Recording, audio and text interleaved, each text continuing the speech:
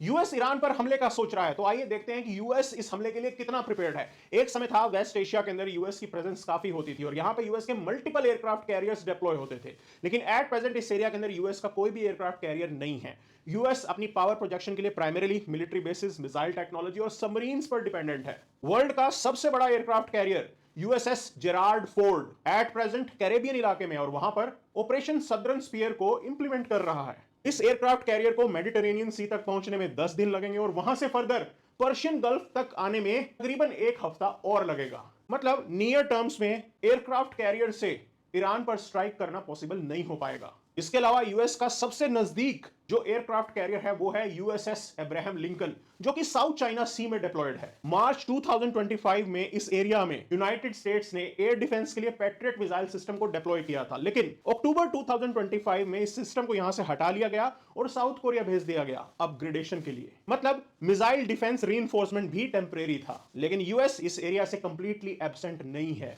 अभी भी 19 plus military locations में यूएस अपने बेसिस को ऑपरेट करता है। Bahrain, Egypt, Iraq, Jordan, Kuwait, Qatar, Saudi Arabia, UAE और सबसे क्रिटिकल बेस है अल उदेद एयरबेस, जो यूएस के सेंट्रल कमांड का हेडक्वार्टर है और यहां पर मिनिमम 10,000 प्लस ट्रूप्स डिप्लॉयड रहते हैं। लास्ट ईयर जो यूनाइटेड स्टेट्स ने ईरान पर एक्शन किया था वो भी इसी बेस से ऑपरेट किया गया था।